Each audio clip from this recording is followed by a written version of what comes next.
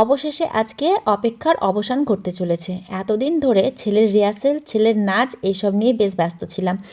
তো আজকে হচ্ছে ছেলের স্কুলের প্রোগ্রাম, তো সেই কারণে বিকেলবেলাতে একটু সাজুগুজু করে নিলাম। সকাল থেকে আজকে ভিডিও করিনি, কাজে একটু ব্যস্ত ছিলাম, তো ভাবলাম সন্ধ্যে থেকে ভিডিওটা স্টার্ট করি। তো আজকে একটু সাজুগুজু নিয়ে ভিডিও করছি। প্রতিদিন তো আমি এমনি বাড়ির কাজকাম নিয়ে ভিডিও করি, তো ভাবলাম আজকে আমি কিভাবে সাজি না সাজি সেটাই তোমাদের সঙ্গে শেয়ার করি। তো আমি খুব একটা সাজতে জানি না, সত্যিই বলছি, সাজতে আমি একেবারেই জানি না। আমি আজ পর্যন্ত এটাও জানি না যে মুখে কোন ক্রিম মাখার পর কোন ক্রিম মাখতে হয়। আসলে আমি কোথাও গেলে না ওই মুখে একটু ফেয়ার লাভলি, আর এই যে চোখে একটু কাজল, ভুরুতে একটু কাজল, ঠোঁটে হালকা লিপস্টিক, আর এই যে টিপ সিঁদুর যা পরে আর কি এইসবই দিই। আর খুব জোর হলে এই যে চোখের উপরে একটু রং মেখে নিই। তো সেটাও কিভাবে দিতে হয় তাও জানি না, হাত দিয়ে একটু লাগিয়ে ফেলি। তো যাই হোক, আমি না একবার জানো তো ব্রাইডাল মেকআপ করেছিলাম শখ করে, তাও আবার বোনের বিয়েতে।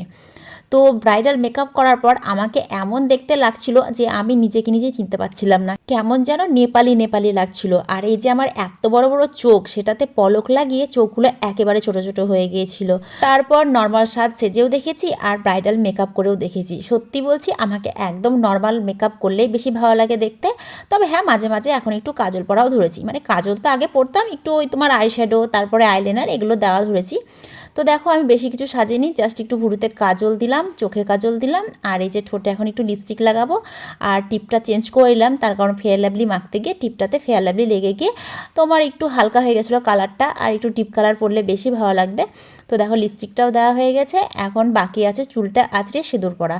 তো চলো চুলটা আঁচড়ে নিই। তো চুলটা আঁচড়ানোর জন্য এই যে হেয়ার বেল্টটা খুলে ফেলাম, তার কারণ হচ্ছে চুলটা বেঁধেই আমি মেকআপটা করছিলাম। তো মুখে বেশি কিছু হলে জানো তো আমি একটু ফাউন্ডেশন মাখি, তো ওটা ল্যাকমির ফাউন্ডেশন, সেটাও বলে দিলাম। তো ফাউন্ডেশন কীভাবে দেয় আমি সেটাও জানি না, আমি তোমার ওই ফেয়ার লাভলি মাখি, তারপরে একটু ফাউন্ডেশন দিই। আর ওই যে অনেকে তোমার ওই প্রাইমার টাইমার কী সব বলে না লাগাই, তো সত্যি বলছি, বিশ্বাস করো আমি আজ পর্যন্ত মানে কোন প্রোডাক্টের পর কোন প্রোডাক্ট মানে মুখের উপরে লাগাই একদমই জানি না। আমি ওই ফেয়ার লাভলি মাখি আর একটু হলে ফাউন্ডেশন। তো ফাউন্ডেশন মেখেছি বলে দেখো মুখটা একটু চকচক করছে।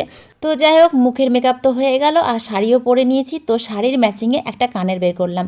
এই শাড়িটা অবশ্য 3-4 বছর হয়ে গেল আমার কেনা। তো শাড়িটার কালারটা খুব সুন্দর লাগে, ক্যামেরাতে অতটা সুন্দর আসছে না, মানে বাস্তবে যতটা সুন্দর। কালারটা একটু লাইট লাইট লাগছে, আসলে কালারটা একটু ডিপ। আর এই শাড়িটা অনেকেই পছন্দ করে, আমার তো ভীষণ ভালো লাগে। তো আজকে যেহেতু শাড়ি পরার সুযোগ পেয়েছি, তাই শাড়িটা পরে ফেললাম। আর আমি শাড়ি পরতে সত্যি বলছি খুব ভালোবাসি, কিন্তু এখন ভাই বাড়িতে আর শাড়ি পরি না, আগে কিন্তু বাড়িতে শাড়ি পরতাম।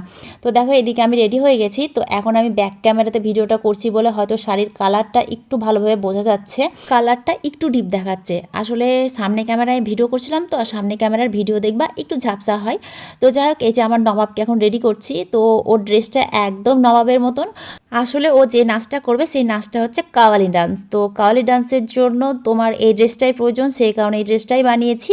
তো টোটাল ড্রেসটাই আমি ছিটকিনেই বানিয়েছি। হ্যাঁ, অনলাইনে পাওয়া যেত, কিন্তু অনলাইনে আমি পাইনি, সেই কারণে পুরোটাই ছিটকিনে বানানো হয়েছে। অনেকে আবার পাঞ্জাবিটা কিন্তু দোকান থেকেও কিনে নিয়েছে, আর এই যে ওপরে সবুজ জ্যাকেটটা টুপিটা বানিয়েছে, যেহেতু ওটা তোমার দোকানে পাওয়া যাবে না। কিন্তু আমি জানো তো দোকানে খুঁজেই পেলাম না আমার ছেলের গায়ের পাঞ্জাবি, তো সেই কারণে পুরোটাই আমাকে বানাতে হয়েছে। তো আমাদের পাশের বাড়ির বউটা আমার সঙ্গে গেল, যেহেতু ওর ছেলেও একই নাচে নাম দিয়েছে আর একই ক্লাসে একই সঙ্গে পড়াশোনা করে। আর যেহেতু আমাদের পাশাপাশি বাড়ি, তাই ভাবলাম আমরা সবাই মিলে একসঙ্গেই যাব। তো আজকে টোটোতে যাব, সেই কারণে হেঁটে হেঁটেই যাচ্ছি, কারণ আমাদের বাড়ি থেকে টোটো ধরতে একটু টাইম লাগে, মানে 5 মিনিট মতন হেঁটে যেতে হয়। হ্যাঁ, ভেতরেও অনেক টোটো আছে, কিন্তু একটু দাঁড়াতে হতো, আর যেহেতু আমাদেরকে 5:30টার মধ্যে ঢুকতে হবে, সেই কারণে হেঁটে গিয়ে আমরা টোটো ধরলাম। তো টোটোতে করে এখন চলে এসেছি আমরা সিনেমা হলের কাছে, মানে যেখানে আমার ছেলের প্রোগ্রাম হবে। তো হলে যাওয়ার আগে এই যে কিছুটা টিফিন খাবার নিয়ে নিয়েছি, কারণ বলা যায় না, তখন আমার ছেলে যদি বলে আবার খিদে পেয়েছে, তখন আবার আমাকে বেরিয়ে আসতে হবে, সেই কারণে একেবারে খাবার দাবার কিনে নিয়েই ভেতরে ঢুকলাম। তো দেখো, স্টেজ সাজানো হয়ে গেছে, আর সব ছোট ছোট বাচ্চা মেয়েরা, তাদের সঙ্গে তাদের ফ্যামিলি পরিবার সবাই এসেছে। আর এই যে দেখো, পুরো হলটা তোমাদেরকে দেখিয়ে দিলাম, এটা হচ্ছে আমাদের এখানকার সিনেমা হল। এই হলে একমাত্র এখন সিনেমা মানে রিলিজ হয় আর কি, কারণ এছাড়া আর কোনো হল নেই। হল আছে কিন্তু সেগুলো সব বন্ধ হয়ে গেছে, যেহেতু এখন সিনেমা কেউ আর হলে এসে সেরকম দেখে না, সবাই তো এখন অনলাইনেই দেখে নিচ্ছে।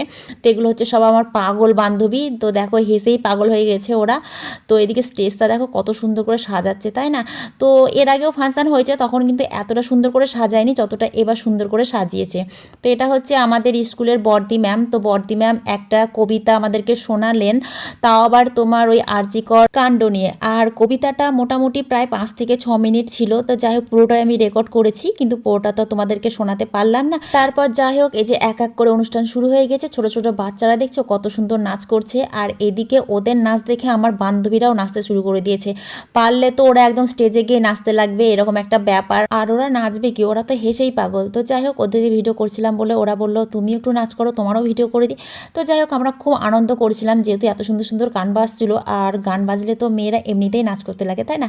তো গান শুনে আমাদের একটু নাচ করতে ইচ্ছে করছিল, মাঝে মাঝে তো ইচ্ছে করছিল জায়গায় স্টেজের উপর আমরা সবাই মিলে উঠে নাচতে শুরু করে দিই। এমনটা হয় বলো, যখন আমরা কোনো ফাংশন দেখতে যাই তখন এত সুন্দর সুন্দর গান বাজে যে নিজেকে আর কন্ট্রোল করতে পারি না, আমরা নিজেরাও নাচ করতে শুরু করে দিই। তো যাই হোক বাড়িতে চলে এলাম, তার কারণ হচ্ছে এই যে আমার বর বাড়িতে এসছে, সেই কারণে আরও চলে আসতে হলো। আর আমার ছেলে যে ডান্সটা শেষ হয়েছে অমনি কিন্তু বাড়ি চলে এসেছি, 1 সেকেন্ডও আর ওখানে বসেনি। আর আমার না আসতে ইচ্ছে করছিল না, কিন্তু ওই যে বর কলকাতা যাবে বলে সেই কারণে তাড়াতাড়ি চলে আসলাম। আর এখন প্রায় রাত্রি 9টা মতন বাজছে। আমরা যখন বাড়িতে এসেছিলাম তখন বাজছিল 8:30। তো এসে দেখি বর বাড়িতে চলে এসেছে। তো এদিকে দেখো আমার বোন টুপি নিয়ে কি ন্যাকামো মারছে। তো ও যেহেতু টুপি নিয়ে একটু ন্যাকামো মারছিল, তাই ভাবলাম আমি কেন বাদ যাই, আমি একটু টুপিটা পরে দেখি আমাকে কেমন লাগছে। তো ওর মাথায় ভালো সেটিং হচ্ছিল, কিন্তু আমার মাথায় সেটিংটা হচ্ছিল না, যেহেতু ওর মাথার থেকে আমার মাথাটা একটু বড়, আর আমি তো বয়স ওর থেকে বড়, হাইটেও বড়, তো আমার মাথা কেন বড় হবে না, তাই তো? তো যাই হোক আমি একটু ইয়ার্কি মেরেই কথাটা বলে ফেললাম। তো এদিকে আমার বর দেখো রেডি হয়ে গেছে, এখনও বেরোবে ট্রেন ধরার জন্য। আর এইদিকে আমার ছেলের হয়ে গেছে মন খারাপ, ও বাবাকে যেতে দেবে না। তার কারণ হচ্ছে বাবাকে তো খুব ভালোবাসে, তো সারা সপ্তাহ বাবাকে কাছে পায় না, তাই যেই দুদিন ও কাছে পায় সেই দুদিন একদম কাজ ছাড়া করতে চায় না, সবসময় কাছে কাছেই থাকে। যাই হোক অনেক বুঝিয়ে সুঝিয়ে তারপরে ছেলেকে বাড়িতে রেখে এই যে স্কুটি নিয়ে এখন বেরিয়ে পড়ছে ট্রেন ধরবে বলে। তবে হ্যাঁ সঙ্গে আমার বাবাও যাচ্ছে, যেহেতু একা একা কলকাতা যাওয়াটা ঠিক না, তো সেই কারণে বাবাকে সঙ্গে করে নিয়ে যাচ্ছে।